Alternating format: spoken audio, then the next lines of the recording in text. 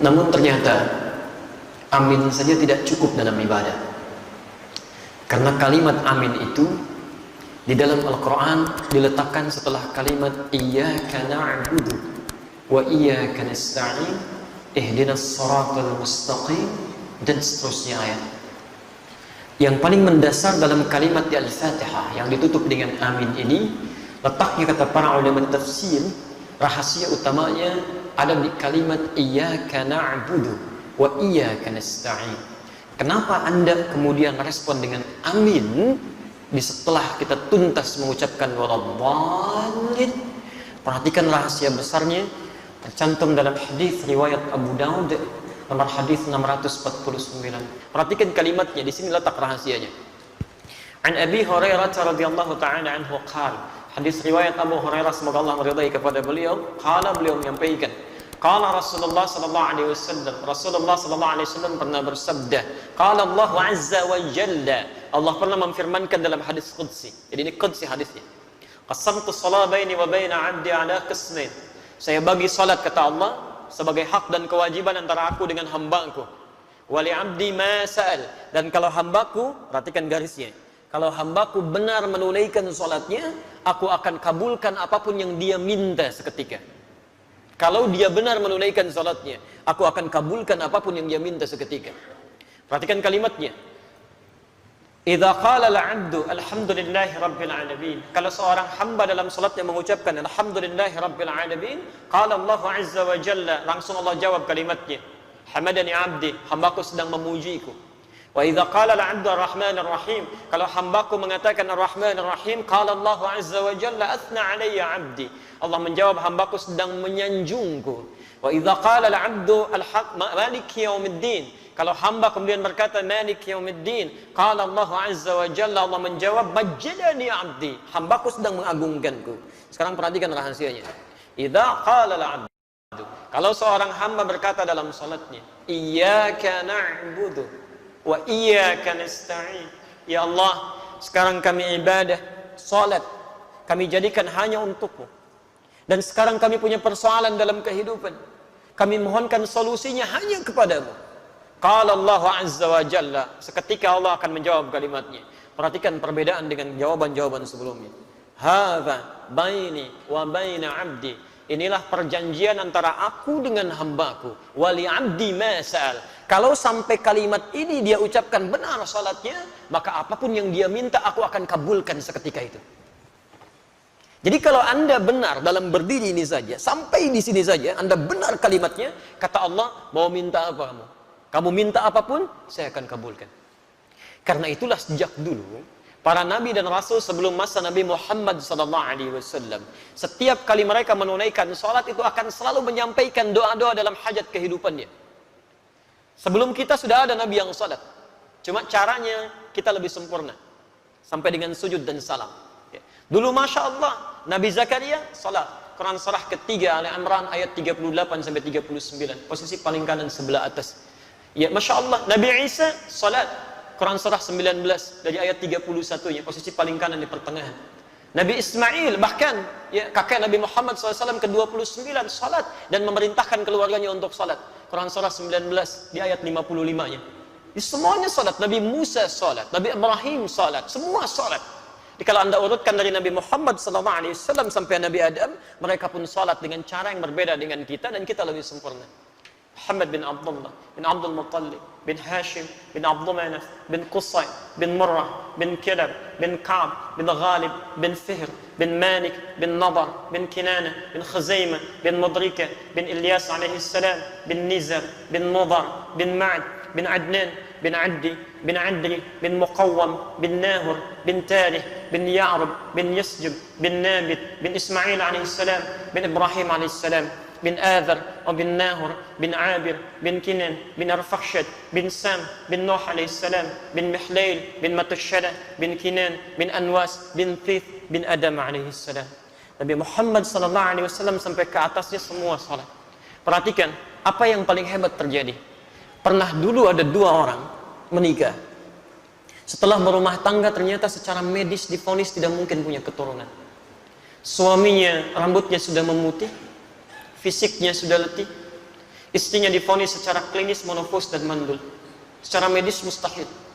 Maka apa yang terjadi? Perhatikan kaidah Qur'annya, ini manhaj untuk kita semua. Quran surah ketiga Ali Imran ayat 38, posisi paling kanan sebelah atas. Hunalika da'a Zakaria rabbah.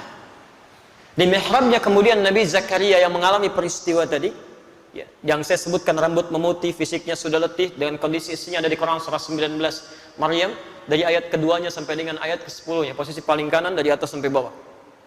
Kemudian setelah semua mengatakan mustahil punya keturunan, apa yang dilakukan? Nabi Zakaria meninggalkan pendapat manusia, langsung bermohon kepada Allah yang tanpa batas. Maka masuk ke mihrabnya bermohon. Qala rabbi habli min ladunka dzurriyyatan thayyibah innaka sami'ud du'a. Ya Allah, semua mengatakan mustahil saya punya keturunan. Saya hanya bermohon sekarang hanya kepadamu ya Allah, yang tidak punya batas dalam kekuasaannya. Engkau pasti dengar doa saya. Kalau pada yang maha mendengar saja belum dikabulkan, pada siapa lagi saya mesti minta ya Allah? Ini rumus dalam Al-Quran. Kalau Anda sedang punya persoalan dalam kehidupan, jangan putus asa. Kalau semua makhluk mengatakan mustahil, mengangkat tangannya dan mereka menyerah, itu tanda pertama dari Allah supaya Anda meninggalkan pendapat makhluk, langsung memohon kepada Allah Subhanahu wa taala. Isyarat yang ditemukan di Quran karena Allah ingin memberikan langsung kepada Anda tanpa melalui perantara yang lainnya. Kalau dengan sudah diberikan seperti itu belum mampu mendekatkan Anda kepada Allah, Anda mesti diberikan seperti apa lagi? Sehat belum bisa mendekat kepada Allah. Mata bisa melihat, belum bisa menggunakan untuk melihat yang baik-baik. Diberikan sakit belum ingat Allah juga. Anda mesti bagaimana lagi supaya ingat Allah? Ada anak orang matanya nggak bisa lihat. Cuman usianya 4 tahun, ada yang 5 tahun, mata buta, masih mau menghafal Quran, sampai hafal Quran. Muaz namanya. Anda 40 tahun, 50 tahun, matanya sehat, masih bisa melihat sampai hari ini. Kalau dengan seperti itu belum mampu melihat isi Quran saja, mesti dengan cara apa lagi dimotivasi supaya mau meningkatkan ibadah? Taib, ketika bermohon itu apa yang dilakukan? Ternyata bukan bermohon biasa, ditunaikan dalam keadaan sholat, masih berdiri sholatnya. Berdiri dalam bahasa Arab disebut qaim, qaim. Sedang sholat yusalli. Perhatikan, begitu memohon kepada Allah dalam salatnya, seketika turun malaikat dan kalimatnya menggunakan fa, fanadatul malaika. Ada yang menggunakan waw, ada yang menggunakan thumma, ada yang menggunakan fa. Itu berbeda. Saya katakan dhahaba Muhammad ila jami'il jihad wa Ali. Muhammad datang ke Masjid Al-Jihad dan Ali. Kalau menggunakan waw itu Muhammad datang, Ali nyusul. Kalau kalimatnya menggunakan thumma, maka ada jarak yang cukup panjang. Muhammad sudah pergi, 1 jam kemudian Ali baru datang. Tapi kalau menggunakan Ali, maka ketika Muhammad berangkat, Ali berangkat. Allahu Akbar. Begitu selesai doanya, menggunakan fanadatul malaika. Selesai doa, belum selesai salatnya. Selesai doa, tiba-tiba turun malaikat. Wa huwa qa'imun yusalli fil mihrab. Sedangkan beliau masih berdiri dalam salatnya. Masih berdiri, belum selesai salatnya. Saat dalam keadaan berdiri ini apa yang disampaikan? Annallaha yubashshiruka bi Yahya. Allah kasih kabar gembira, Anda akan punya anak. Namanya langsung dari Allah, Yahya. Artinya hidup. Yang mustahil menurut manusia, lahir dari rahim seorang perempuan yang monofos dan mandul, bayi yang hidup, kata Allah tidak ada yang mustahil. Dan terlahir dalam keadaan sehat menjadi nabi setelah itu. Taat menunaikan salat. Nabi Zakaria berdiri dulu, salat, memohon, dikabulkan. Dengan keistimewaan Nabi Muhammad SAW, Nabi Muhammad dan umatnya bahkan sebelum berdiri salat ditunggu oleh Allah mau minta apa. Nabi Zakaria berdiri dulu salat, minta, dikabulkan. Umatnya Nabi Muhammad sebelum salat ditunggu oleh Allah mau minta apa. Turun Quran surah kedua Al-Baqarah ayat 45 sampai 46, posisi paling kanan, pertengahan agak sedikit ke bawah. Perhatikan kalimatnya. Wasta'inu bis sabri was salah. Wasta'inu, sigatnya amr, bentuk perintah. Dan jika Anda memiliki persoalan dalam kehidupan, perhatikan cara menerjemahkannya. Dan jika Anda punya masalah dalam hidup, tidak ada manusia yang tidak punya masalah. Ya, semua kita pasti punya masalah. Ini pun tenang-tenang begini belum tentu nggak punya masalah. Kantor ada yang belum selesai, itu pasti. Quran surah kedua Al-Baqarah ayat 155 sampai 157, posisi paling kiri di atas sampai ke tengah. Setiap kita punya persoalan, ya. Taib. Dan jika Anda punya masalah dalam kehidupan, Maka mintakan solusinya kepada Allah. Perhatikan caranya ya, supaya masalah cepat selesai kalau Anda sedang punya masalah.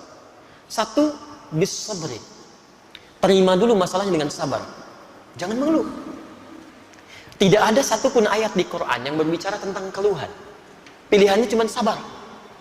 Diterima dengan sabar. Dengan kesabaran itu nanti bimbingan Allah turun. Perhatikan rumus ya, rumus kesabaran dalam Al-Quran tentang masalah. Lihat rumusnya. Quran surah kedua Al-Baqarah ayat 286. La yukallifullahu nafsan illa wus'aha. Allah sampaikan, tidak mungkin Allah menguji, menitipkan masalah pada seseorang kecuali dia sanggup mengatasinya. Artinya kalau Anda sedang diberikan masalah, diberikan ujian, artinya Anda sanggup mengatasinya. Jadi sekarang kalau Anda sedang punya masalah berat luar biasa, itu artinya cuma Anda yang sanggup, yang lain belum tentu bisa. Karena itu dititipkan kepada Anda, bukan pada yang lain. Jelas ya? Karena cuma Anda yang bisa mengatasi. Sifat Allah itu punya keadilan. Tidak mungkin menitipkan masalah pada orang yang tidak sanggup. Kalau Anda sedang punya masalah luar biasa, artinya hanya Anda yang sanggup mengatasinya, yang lain tidak. Dan tidak usah pasang status, memang hanya saya yang bisa mengatasinya. La yukallifullahu nafsan illa wus'aha. Diterima dengan sabar. Sifat adil Allah ini, Masya Allah, bukan hanya melekat pada manusia, binatang pun mendapatkannya, tumbuhan pun meraihnya. Tahu cicak? Bagaimana beraktivitasnya? Merayap. Di mana? Di dinding. Apa makanannya? Nyamuk. Nyamuk bagaimana aktivitasnya? Terbang. Di mana sifat keadilan Allah? Makanannya bisa terbang, cicaknya nggak bisa terbang. Kalau nyamuknya jenius, itu jadi permainan cicak, gitu ya. Tapi perhatikan, turun kemudian keadilan Allah di sini, dan disinilah kemudian hikmah besar kita dapatkan. Orang tua kita hanya mengajarkan sedikit lirik untuk memahamkan itu. Cicak-cicak di dinding. Diam-diam, Allahu Akbar. Cuman diam-diam merayap. Keadilan Allah hanya memerintahkan kamu merayap ya. Dia merayap walaupun cuman diam-diam. Perhatikan, ketika cicaknya mengikuti ikhtiar yang ditetapkan Allah, merayap dia sekalipun diam-diam, yang terjadi setelahnya apa? Datang seekor, Allahu Akbar. Nyamuknya yang datang, bukan cicak yang mendatangi nyamuk. Dia cuma dituntut merayap walaupun diam-diam, rizkinya datang, bukan cicak yang mendatangi nyamuk. Nyamuknya yang datang. Siapa yang mendatangkan nyamuk pada cicak? Kalau dia tidak merayap, gak akan datang, Pak. Cicak saja yang tidak dihisab, rizkinya ada, apalagi antum yang dihisab. Datang seekor nyamuk, setelah itu silahkan ya. Jadi selalu gitu kan, ada kebaikan yang bisa kita dapatkan. Jadi rumus dalam kehidupan, ketika Anda mendapatkan masalah, terima dengan sabar. Tapi tidak cukup sampai situ. Wassalah. Dan saat sholat, mintakan solusinya. Minta kepada Allah ya. Makanya kalimatnya ketika wasta'inu itu kata perintah. Lihat, wasta'inu itu bentuk perintah. Kalau ingin dirubah jadi bentuk permintaan, maka dirubah kalimatnya dari wasta'inu menjadi nasta'in. Itu bentuk permintaan. Wasta'inu dirubah jadi bentuk nasta'in. Ya Allah, Engkau perintahkan kami minta, sekarang kami memohon solusinya. Nasta'in. Kepada siapa? Kepadamu ya Allah. Iyaka. Iyaka nasta'in. Saya mau tanya, apakah dalam sholat kita mengucapkan kalimat iyaka nasta'in? Saat sujud atau saat rukuk? Berdiri. Bukan sujud, bukan rukuk, berdiri. Iyyaka na'budu wa iyyaka nasta'in. Bukankah Nabi Zakaria bermohon saat berdiri? Beliau minta dikabulkan. Kita belum minta, sudah ditunggu oleh Allah. Tunaikan salat, lakukan. Saya tunggu. Kamu minta wa iyyaka nasta'in? Dijawab di hadis qudsi. Hadza baini wa baina 'abdi wa li 'abdi ma sa'ad. Ini perjanjian antara aku dengan hambaku. Kalau hambaku benar salatnya, maka akan kabulkan apapun yang dia minta. Allahu Akbar. Nah, karena itulah Bapak dan Ibu sekalian, dalam masalah salat ini Nabi tegas sekali. Dan tidak ada toleransi-toleransi yang sangat tinggi di sini. Semua diberikan ketentuan yang jelas, dalil yang benar, sehingga ketika diikuti semua itu diharapkan semua orang salat mendapatkan keutamaan yang dimaksudkan. Itu baru satu. Antum hati-hati ya di sini ya. Pernah dulu di zaman Nabi ada orang masuk ke masjid Nabi, namanya Khalad Az-Zuraiqi. Salat di samping Nabi. Tapi jadi bermasalah. Itu ada di Al-Bukhari, nomor hadis 751, 757, di hadis Muslim nomor hadis 397. Babnya babul musifis salat, bab tentang orang yang salatnya bermasalah. Qila bima ma'na, dikatakan ja'a rajulun ila Nabi sallallahu alaihi wasallam. Datang seorang lelaki kepada Nabi sallallahu alaihi wasallam. Fadakhala ila al-Masjid an-Nabawi, maka masuk ke Masjid Nabi. Fa shalla bi janbin Nabi sallallahu alaihi wasallam. Maka salat di samping Nabi sallallahu alaihi wasallam. Dari mulai takbir sampai dengan salam. Falamma sallama yaminan wa shamala, tatkala salam ke kanan dan ke kiri, tiba-tiba faqala lahu an-nabiy sallallahu alaihi wasallam. Nabi sallallahu alaihi wasallam langsung berkata pada orang itu, "Shalli fa innaka lam tusalli." Anda salat lagi karena Anda belum salat. Padahal sudah salat. Fa'ada salatahu thalatha marrat. Kemudian ia mengulangi salatnya sampai dengan 3 kali. Faqala lahu an-nabiy sallallahu alaihi wasallam mithla ma kana. Setiap kali dia salam, Nabi tetap mengulangi kalimat yang sama. Ulangi salatnya, kamu belum salat. Faqala ya Rasulullah ma ahsinu ghaira. Maka dia berkata, ya Rasulullah, saya tidak bisa lebih baik lagi daripada ini. Faqala lahu an-nabiy sallallahu alaihi wasallam. Maka Nabi berkata kepada orang ini setelah dia mengatakan, "Alimni, tolong ajarkan saya." Kata Nabi, "Idza qumta ila shalah fa asbighul wudu." Kalau ingin salatnya sempurna, begini, sempurnakan dulu wudunya, dicontohkan Rasulullah. Kemudian famastaqbilil qiblah, menghadap ke arah kiblat, begini caranya. Diatur dari mulai berdirinya, merapatkan safnya, sampai dengan kemudian bertakbir sampai salamnya. Setelah selesai itulah kita mendengar kalimat sampai hari ini. Sallu kama ra'aitumuni usalli. Al-Bukhari nomor hadis 651. Salatlah kalian persis seperti melihat saya ini salat. Nah, ternyata praktek Nabi ini meminta kita salat seperti pernah melihat Nabi salat. Dulu sahabat melihat dan mengajarkan pada generasi setelahnya, bukan ingin membebani kita salat, tapi supaya salat kita benar. Dengan benarnya salat itu, manfaat salat bisa kita dapatkan dalam kehidupan. Minimal doa kita bisa dijawab oleh Allah. Bukankah dalam semua gerakan salat ada doanya? Ruku ada doanya, sujud ada doanya, duduk di antara 2 sujud 7 permintaan, ada yang minta rezeki, ada yang minta rahmat, ada yang minta ampunan, ada yang minta perlindungan, Rabbighfirli warhamni wajburni warfa'ni, dan seterusnya. Subhanallah. Jadi ada kebaikan di situ. Itu baru 1, belum 4 yang lainnya. Karena Allah menjamin ada 5 kebaikan yang diberikan pada orang yang sholatnya benar, yang tidak akan pernah diberikan pada yang tidak sholat, atau bahkan orang sholat tapi sholatnya tidak seperti yang diinginkan oleh Al-Quran dan dituntun oleh Rasulullah SAW. Baik.